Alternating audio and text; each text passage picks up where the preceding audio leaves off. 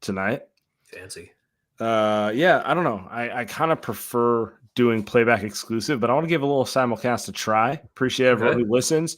Appreciate everyone who listens on playback first and foremost. If you watch on YouTube after the fact, we love you too. If you listen the OG way on Apple, Spotify, and podcast players, you know we love you. Any way you want to listen, we appreciate all support. Presented by Under Armour. Welcome to Light Years. Sitting in for Andy Liu, who is currently on suicide watch given way the game went. I got my guy, Aaron Larsoul. Nah, don't worry about Andy. He's okay. I promise you. Okay, I like to hear that. Okay, great. The Warriors lose 125-122 in frustrating, annoying, just a bad loss all around. This had to be you beat the Milwaukee Bucks, which is a game you probably looked at on the schedule as an L, but you catch them at the right time, a little banged up, you get a win. You need to get those wins in hand because you're currently playing from behind because you tricked away so many games in the early part of the season. And you look at this Bulls game at home and you're like, you know what? Win, going to move up to the 8th seed, a game back of the 7, whatever it may be. And to lose it, it just hurts, man. It just hurts more than anything. And we're not even going to get into Steph Curry at this point. It feels like the perfect encapsulation of the Warriors season, right? There's been a handful of worse losses. You could call it Boston. You get beat by a million in Boston. You could call it tricking off games earlier in the season. This one kind of feels like the next worst loss of the season. But the Warriors have been playing well and had a bunch of momentum, put the Boston game aside, had just smacked Milwaukee. But this just kind of feels like who the Warriors are, unfortunately. There are definitely very high highs and very low lows. And it leads to, and it's kind of similar to, they put the stat up on the broadcast. I'm sure friend of the show, Bob Fitzgerald. I was watching the broadcast, their broadcast, and they put up the stat about what the Warriors' record was and the amount of close games the Warriors had played. And those feel kind of a little bit random, but the Warriors in those games, in clutch moments, I think we're 18-19 coming into the game, now 18-20. So yeah, there are high highs and there are low lows, but when you get to when it all comes out in the wash, it kind of feels like the Warriors are about what their record is. And it doesn't feel like that because of the swings, right? Because the Warriors can do things like beat Milwaukee with Giannis, without Middleton, but with Giannis and Dame by 35. But the Warriors fastball is as good as just about anybody, I feel like.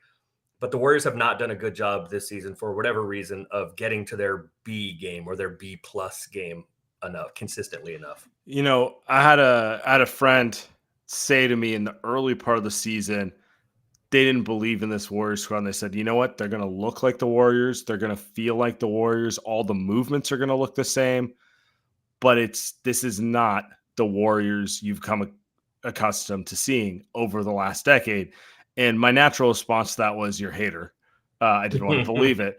But we're 2/3 of the way into the season.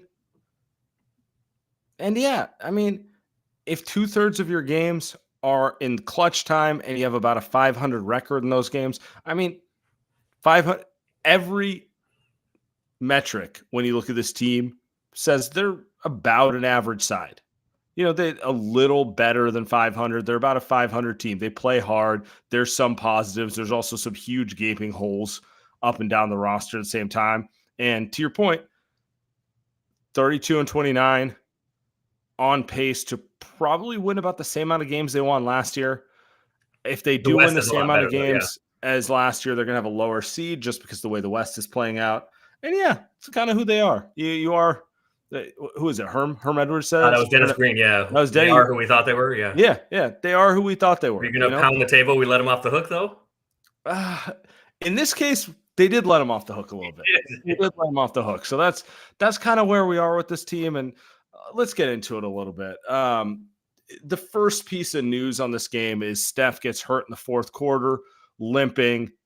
We don't know his status right now at 9:45. I don't expect the team to say anything tonight. I expect Celebrini to put out a PR statement tomorrow that says blah, blah, blah. X-ray is negative day to day. We'll give it a week or something that's just, as vague. I expect the X-rays negative to come tonight, and we're going to get more imaging tomorrow. That would be my guess. We got Steve Curry here talking about how Curry has it in a bucket of ice right now. I mean, is it not just a classic textbook sprain? I mean, that's what it looked like to me. Obviously, we can do the whole we have not examined him, we weren't there, and we're not doctors caveat. But from what it looked like when I saw it, and of course I've done that a bunch of times, and everyone who's played any amount of basketball. It didn't look like a terrible one. And Steph's reaction and his movement afterwards made it feel like, or made it seem like, kind of a low level textbook sprain rather. So that would be my guess. And so just fast forwarding a little bit, they have the San Antonio Spurs Saturday at the Chase Center. And while it hasn't been announced, I feel very confident Wembanyama is not playing. He didn't travel to Sacramento. He sprained his ankle yesterday. He didn't travel to Sacramento tonight. They're not saying if he's going to be there Saturday or not. They're saying they're hopeful he can be there.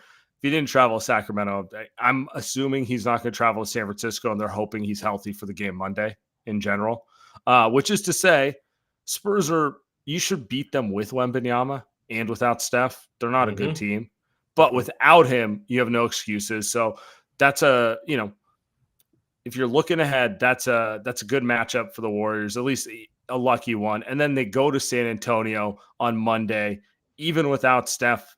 And if Wembanyama comes back, they should win that game. These are advantageous matchups when you're missing someone like Steph Curry.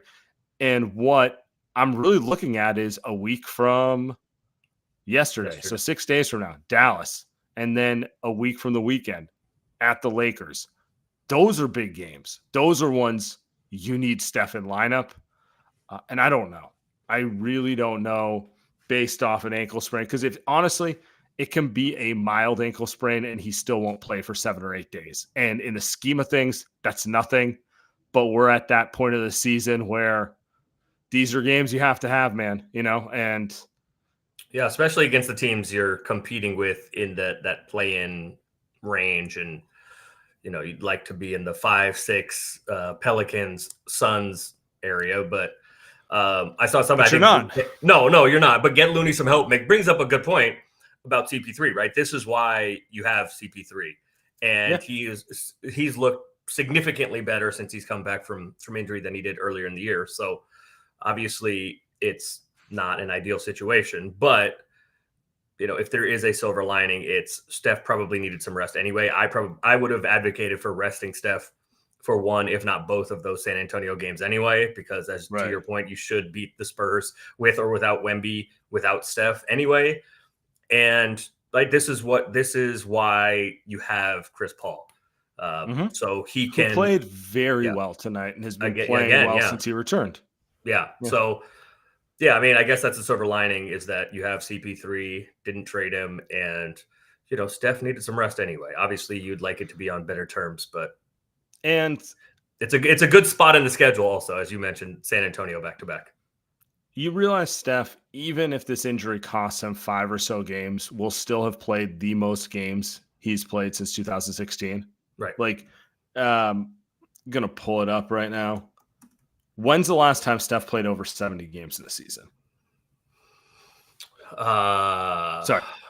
I would guess 2016, 17. I was going to get yes. He's currently on pace for 80 games, which he won't play, or 81 games, or 79 games. Sorry. 79 games. He's obviously going to sit a few games now, so it might get to the low 70s in general. But if you just look at what he's done recently, it's been more of a 65-game player in general, which is fine given his age and given his size and all that sort of stuff. And it's hard not to get frustrated at the fact that this looks like a fatigue injury to me more than anything. This looks like a guy who's been asked to carry way too big a load given his age. If we want to go back to the standings, In fact, we will go back to the standings. All right. We will go back to the standings. I'm just going to point this out right now. Of the teams they're fighting with, the Lakers, who have their own roster issues, undoubtedly LeBron has a co-star who is a legitimate all-star, which is more than you can say for any of Steph Curry's teammates. Luka Doncic, who has a case to be the MVP, has a guy who is an all-star caliber player next to him in Kyrie Irving. The Sacramento Kings, are any of the Warriors as consistent as Domantas Sabonis next to De'Aaron Fox? No. Not offensively. I'm not going to keep going up the standings, but the point stands where, this is probably the depth doesn't mean help is going to be my point. Mm-hmm. This is a very deep roster. They ran the final play for Brandon Pajemski. He messed up the layup. I see the chat is frustrated with him because of that. I think on aggregate, Pods has had an amazing rookie season. I think Absolutely. The fact that a 21-year-old rookie is second or third on the team in minutes and a trusted closing player says more about what you've done roster-wise than him in any capacity. I mean, yeah. And by the way, second or third on the team in minutes. I mean, obviously, and plus minus, and just basically every positive metric, just to be clear. Was barely playing, if at all, for the first quarter of the season or so. So that shows what he's been able to do and how he is trusted by Steve Kerr to play so much recently. I have a question for you though. Mm-hmm. I mean, do we think that, and maybe this is kind of complicated by Steph's possible sprained ankle, but do you think like this is a point of like a marker where something is different going forward? Because we've seen this before with Moody specifically, where, he's like a part of the rotation, he plays really well, and then for some reason he's gone. Do we think that like Loon and Saric just are out of the rotation now, and Moody and TJD are in the rotation now, or do you think there's still a chance that this could all be kind of go back to what it has been? I think for the foreseeable, it's going to be TJD first. It was tonight. It's not like anything that happened tonight makes you want to go back to Looney or Saric over him. What sucks about them losing this game is I thought the young guys gave them a lot of minutes. I thought it was the veterans more than anyone who let them down. Steph wasn't good tonight. He was gassed for most of the game, and he ended the game with an ankle sprain, which is like the perfect capper on what seems like a guy who's overworked and fatigued, right? Yeah. Clay, honestly, played better down the stretch, but he's coming off the bench now, and he's coming off the bench for good reason. I think he's played well since he's come off the bench, but Game 6 Clay, he is not, and, like you said, Looney's out of the rotation. It's a very young team they're playing right now. The player we're not even mentioning is Andrew Wiggins. Yeah, the chat's mentioning him. The one dude in the rotation who's not in his mid-30s or early 20s. The one guy who should be Mr. every fucking day. The one guy who should be the most consistent player on this team. I'm not saying he should be putting up 25 a game. I'm saying his energy level and his impact should be consistent every game. Did he get back into the game after the start of the third quarter? I don't know. You have the box score up here. It looks like 15. Maybe it was rhetorical. It looks like 15 minutes. He was guarding. I actually don't think he was bad in the 15 minutes he played. Yeah. But to your point, so I'm waiting for someone to ask Steve Kerr a question about this, which will never come. You and I were texting about this during the game. Did we think that Wiggs would get back in? And there was a point when I texted you, like, I'm not sure I want Steph or Clay back in right now. It was in the early fourth when the Warriors were kind of going on the run to go back. And the run it looked very specifically to be fueled by energy and effort and give a fuck. Yeah. And that is never been a strong suit for as talented as he is. That has never been a strong suit of Andrew Wiggins. He was okay today. He played fine. He shot the ball. Except he did not have that. There wasn't that like force that he can play with, but rarely plays. You know who played with the best force tonight? Moses Moody. Correct. Moses Moody, 9 rebounds in 23 minutes. And I don't want to harp on specific statistics. He got his hands on a lot of balls, got a couple fouls trying to box out Drummond. Yeah, he went right over Drummond. Yeah, exactly. Yeah, he was like 6 inches and 100 pounds heavier than him or something like that. You felt his impact. And I feel like that's what the coaching staff's going for. And I will say, they've got the younger guys to at least assert themselves physically in a way that they were not doing earlier in the season. And the coaching staff does deserve credit for development there. And as much as I would have liked Steve to come along faster, he has adapted. He has come around on that point a little bit. But, this game, you expect a little more consistency out of your older guys, I would say. Look, I would love to blame Steve Kerr. I said this when we were hanging out pre-show that I've been trying to fire Steve Kerr for 8 years on Twitter. Sure. So I would love to be hard on Steve Kerr. This wasn't a Steve Kerr. No. This was not a Steve Kerr L.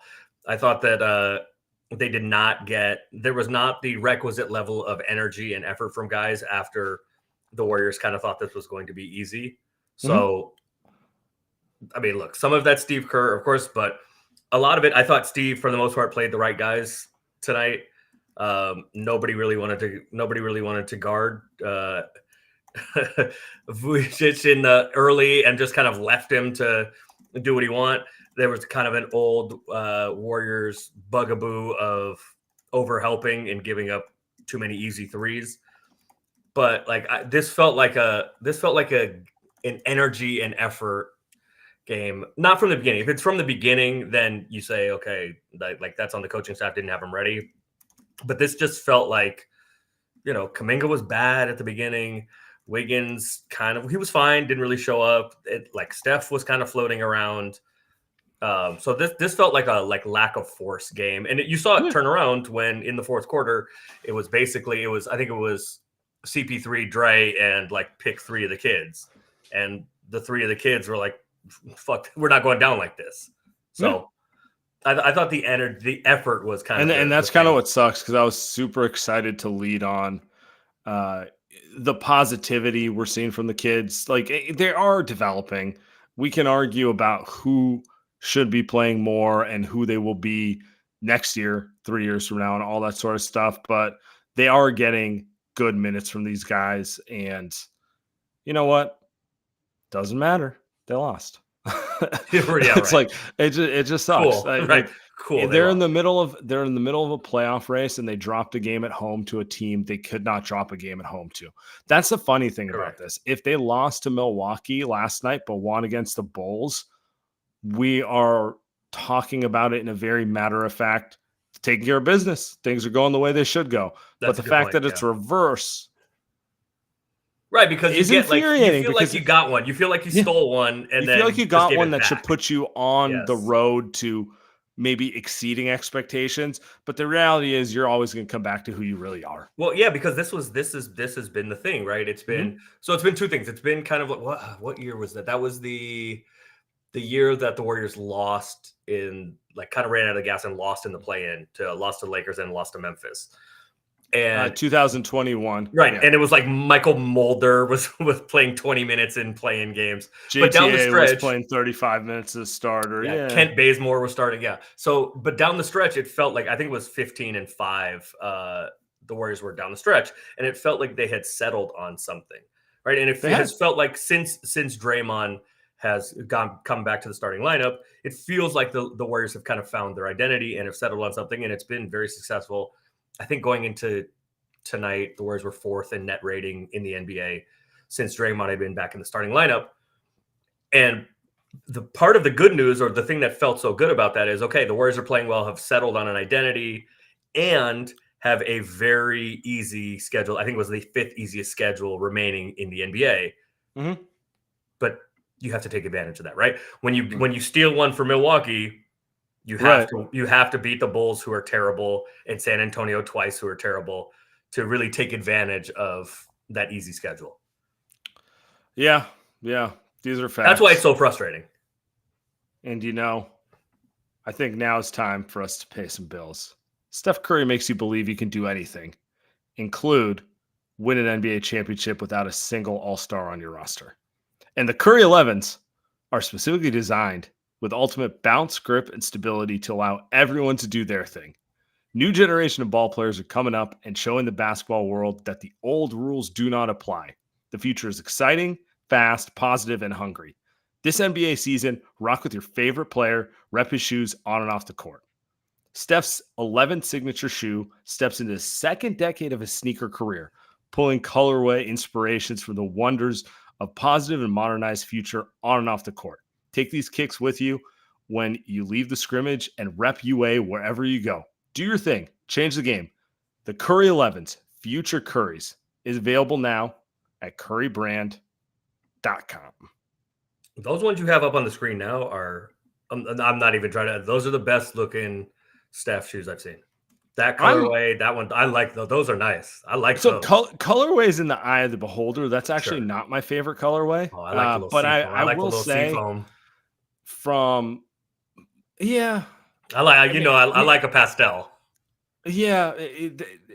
You and Andy, that's why I have you sitting for Andy. You guys have the same aesthetics. So I don't know. I don't know if I have enough of the tank top at Coachella aesthetic, but yes. No, we can't all be in Andy Lee shape. But I will say Currys are really comfortable and they're good to work out and they're good to play and they look good in my opinion too. Yeah, I like those. He has a negative reputation because was it the twos? I think it was the Curry twos. The ones on. And they were, they're. Everyone has a bad shoe. Yeah, right. Correct. I'm gonna pull up Kobe's favorite brick shoes. Really and so he got a reputation as like having kind of lame looking shoes, but I would say like the last like 7 or so of them are like they're pretty solid. I would take them. I'm a fan. I wear them. Not that you guys are taking fashion advice from me. Anyway, getting back to the topic at hand here. I mean, everything here is kind of we're waiting on Steph news in some capacity or another. But let's talk about some of the young guys real quick. Moses Moody, second game in a row, played more minutes than Andrew Wiggins. I think it's curious in some capacity. Maybe they just are slow playing it with Wiggins, but is Moody taking a spot? Did you see that like dramatic pause and sigh? I consume a lot of Stephen A.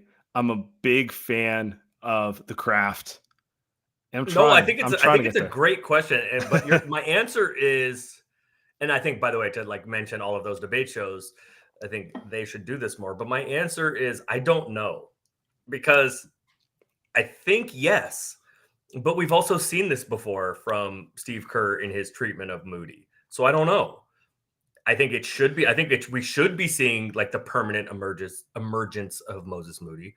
Should that come at the expense specifically of Wiggs? I don't know, but I mean, like we've seen Moses Moody basically not be in a rotation for much of a season and then start playoff games kind of randomly. So, well, why do you think Moody played more nips tonight? Because my impression of Wiggins in the 3 short stints he got are. He shot the ball with relative confidence. So the offense was fine. I thought it was coming around 3 of 6. Like, I mean, I don't know what you take of that, but it's not like he was passing up shots. He took the shots he should take. He made them. He wasn't turning the ball over. And I thought he was competing defensively when guarding DeRozan in those short spurts. Right.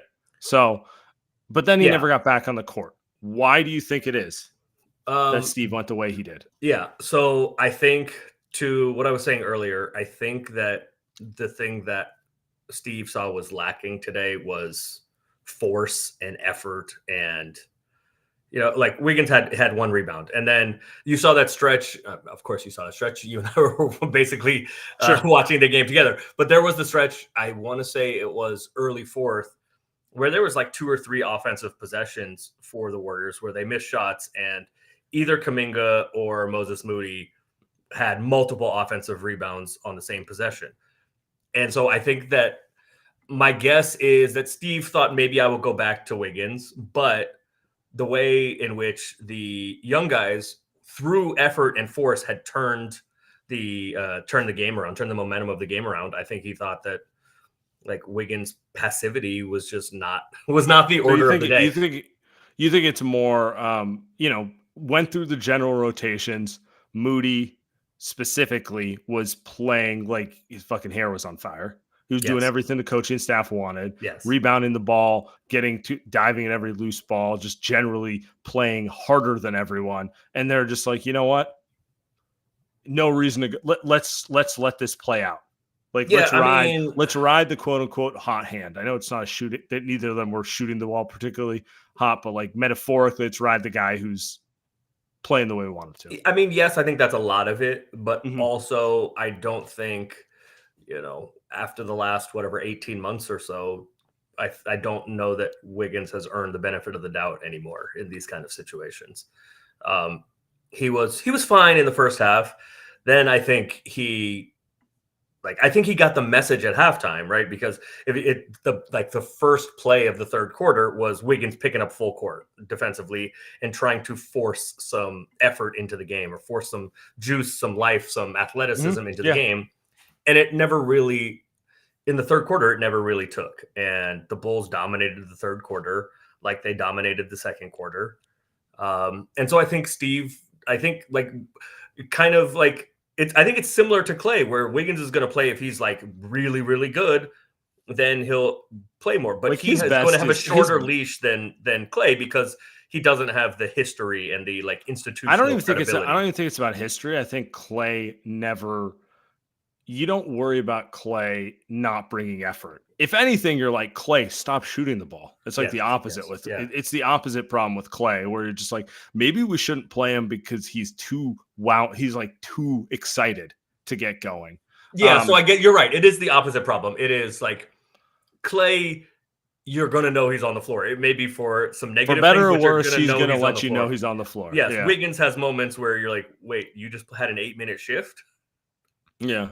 So, yeah, I think Steve has had enough of that over the last, kind of the unreliability and the inconsistency in all kinds of things, including effort from Wiggins. And so he's going to have a shorter leash. He is still one of the most talented dudes they have on the team, though. So I think he will continue to get chances, but I believe his leash will be short. Yeah, and they did this in the early part of the season when he wasn't particularly in great shape. They benched him until he forced his way back into it. I do agree with you. End of the day, his ceiling is higher than Moses Moody at this stage of his career. It's higher than most players on this roster. Like, the best version of Wiggins, as we saw in the 2022 playoffs, is better than most of the players on this team, period. But too many lows, not enough everyday player for him, like I said, it's the perfect encapsulation of the Warriors, right? Like I mentioned earlier, his ceiling is so high. Like, the fastball for Andrew Wiggins is damn near as good as anybody on planet Earth. And the Warriors' one game or one pitch fastball is as good, but Wiggins and the Warriors, and maybe the Warriors, because of Wiggins, don't find their C+, B-, B+, just solid game nearly enough. Yeah. And then I wanted to talk about Podziemski a little bit. We buried the lead here. I wanted to get to it a little bit. Look, he blew the game at the end. And he's not the reason they lost, but he had a layup that would have taken the game, put them in position, smoked one. Annoying in the context of, I think he played a generally solid game prior to that, and he's had an awesome rookie season. Like, he's probably going to finish in top 5 rookie of the year. I mean, I think he should be first team all rookie. Yeah, probably. Yeah. It's like, all right, Wemby's on a different planet. Chet's would win rookie of the year 99% of the time.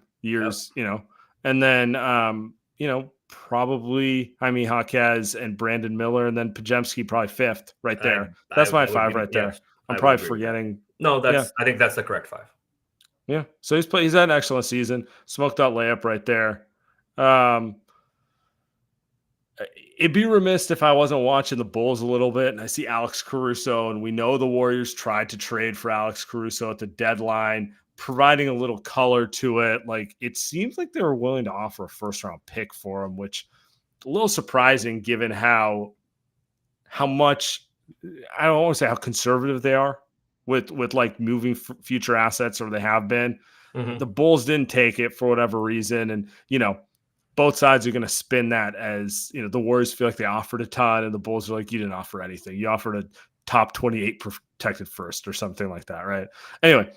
Well, the Bulls were demanding 2 firsts for him. Right, or Kuminga, which was not happening, right? Like, so even like put the Warriors aside, other places around the league, the going rate for Alex Caruso was 2 first-round picks. Which is crazy, and now he's going to enter off season where he only has 1 year left, so maybe they have to be a little more realistic about it. But anyway, that's a different story here. Realistic? That's okay. Well, at a certain if you point, say so. At a certain point, you only have so much time. But maybe I'm wrong. It doesn't really matter. Why do you think the Warriors wanted to acquire Alex Caruso? Because he's just damn good, and he's he's just plainly really good. I mean, we were just like, your segue into this. I don't know if it was white guy for white guy, but your segue into this was Pods. Justin, like, in the way that he can just hoop. Like, Pods is just good. Like, he's just plainly good.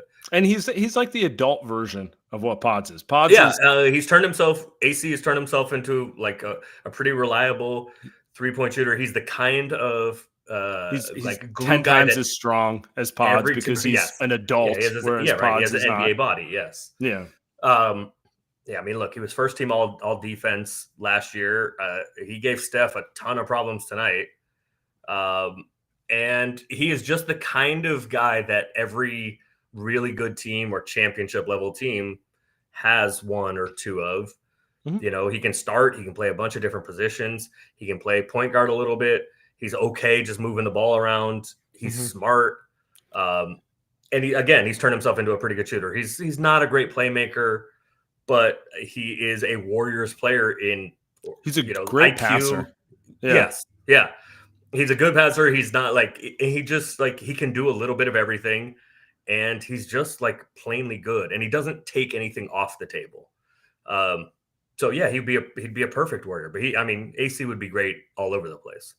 Yeah. And I feel like the reason the Warriors were interested in him among all the players they could have acquired is because of Pods, because the formula they're playing, which is having a combo guard next to Steph who guards point of attack, you can run the offense through, who can stick a shot here or there. You can play on and off ball. Like, it works with their construct because Steph wants to get off ball in general. But I'm not saying this as a negative, but like, Podziemski is, again, a rookie. You would like that role, an important role. It was the role that Andre Iguodala occupied throughout the dynasty. You would like that role to be occupied by a veteran, not a rookie. So Caruso is the best version of a player who could do those things, who is available. And honestly, he might be one of the best versions of that player in the league, period. Just a guy who's a ball mover. Like, Steve loves to call them connectors. At this point, I roll my eyes every time I hear the word connector because I feel like it's just trying too hard. Steve, but yes. I just, how like certain phrases catch on, and I'm like, all right, bro, I too heard that interview. Yeah, wait, it wasn't the one I'm a big fan of you and Andy. Wasn't one of the ones, the big one for you? Optionality in the offseason, optionality, into this year, optionality. I remember they're gonna have a ton of optionality this offseason. We're about to talk optionality whenever they get eliminated this season for 2 months until we get to the free agency period. But yeah, Caruso, top 3 point of attack defenders in the league, right? And if you know 2 better ones, I want to hear them. I wasn't. I didn't. Yeah. I mean, he can guard. He's an elite point of attack defender. He's a hell of a passer. He can stick an open shot. He can cut off ball. Yeah, he's not a create his own shot kind of guy, but he does everything else at an elite level. That's kind of how they're developing Pods right now. It makes total sense to me. Yeah, look, somebody in the chat said GP2. He's like GP2, but he's a better passer. He's 3 inches taller. You can run offense through him. You're not running offense through GP2. Yeah, right. Yeah. He's like if GP2 and Pods were a singular human being, honestly. So Because Pods competes on By the way, defense. I kind of like that. I think that's right. It's if GP2 and Pods had a baby, it's Alex Caruso. Yeah. I mean, he's kind of he takes the best of both those players without the weak. Like GP2, not a playmaker, not a player you want on ball. Amazing cutter, right? But like not a guy who you're having to run the offense the way you do with Caruso or Pods, right? Correct. But then again, and then on the defensive side, Pods competes hard, and I think he'll be a good defender over time, but he looks like a rookie a lot of the time. He looks weak. He's a lot better than I expected. And you and I watched him in Summer League also together. And he looked every bit overwhelmed at Summer League. Yeah, he was strong. The only thing that stood out in Summer League was like, hey, the kid can pass it a little bit, but yeah. And he looks like he can shoot it, and it didn't go in at all in Summer League, but it looked like he could shoot it. What's funny about his shooting? He shoots it exceptionally well off the bounce. So like James Harden shots, step back, stuff that he's never going to really get in the offense. Like, Steve Kerr is going to be like, what are you doing? Taking 2 jab steps and a step back, like move the ball. Right. But off the catch, he can't shoot it at all. So he's up to what, like 37-38% now? Yeah, about 37% on the season. But if you look at it between off the dribble versus off the catch, it's like 41-31 type of split. It's been like reversed from normal people. Yeah. He's very comfortable with the ball in his hands, and he hasn't figured out how to hit shots moving off ball. Probably will over time, but it is kind of atypical for a player who's a rookie, right? So yes, absolutely. All right. It's a very frustrating. I don't know what else to say, man. No, it's frustrating. I was in a good mood. I thought we were going to get something nice tonight, and here we are. I mean, the good part about this is San Antonio twice coming up. So yeah, you buy yourself a little wiggle room with, we'll see what Steph's injury comes out to. Hopefully it's not serious. My guess is worst case is a couple of weeks, and they don't have a couple of weeks to give him, but it could be as much as like 5 to 6 days, right? So yeah, my guess, he will not be playing Saturday. My guess is he comes back. This is a complete guess. I have no idea, but if I'm guessing, I would guess he comes back for either the Mavs game or the Lakers game. I hope he comes back for the Mavs game Wednesday, because that's a big one. They play the Mavericks 3 times before the end of the season, and right, and those tiebreakers may matter also. Yeah, they're a game, I guess 2 games apart now. With regards to playoff seedings, best way to sort that out is beat them. But I kind of think, that game's Wednesday, and they don't play again until Lakers on Saturday. Yeah, unless it's really kind of a nothing burger, and tomorrow his ankle feels fine, and they just do they do this precautionary, like, we don't want you to play Saturday because we can win without you, and we don't want you tweaking it. I kind of feel he's going to sit that Dallas game most likely. So, and then it would be 9 days, 10 days, which is that's kind of what it looked like. It looked like a weakish ankle sprain. Yes. I don't know. And then it's Lakers Saturday or Sunday. Saturday. Then, they got after that. Yeah. Adam's not letting Lakers not go on national TV. TV. Of course, Come on. That's the 5:30. That's the 5:30. Can you imagine get Lakers game and it's just like Monday on League Pass? Like, come on, man. No, actually, I was talking about this with some other buddies. Is like, how big of a doomsday scenario is it for the NBA if let's just say the Suns fall back into the play-in and the Kings of it. If the play-in for, in whatever order they're in, 7 through 10, if it's Mavs, Warriors, Suns, and Lakers, like, how bitter is Adam Silver? Right. It's like 4 of your 6 biggest draws and your 2 biggest by far. Right. And 2 of them are not making it. Yeah. I don't know. I think if Adam's really about the money, he's going to find a way to really doctor the Kings and the Pelicans games. There you go. Hey, man. Hey, so be it. It is what it is. Be in a bigger market. So be it. Be a bigger draw. Draft Steph Curry. Sign LeBron James. So be it. Trade for KD. I say we get out of here on that. I'm frustrated. Call it a night. We'll be back, guys. Appreciate everyone. Aaron, appreciate you above all. Have a good evening. Brother.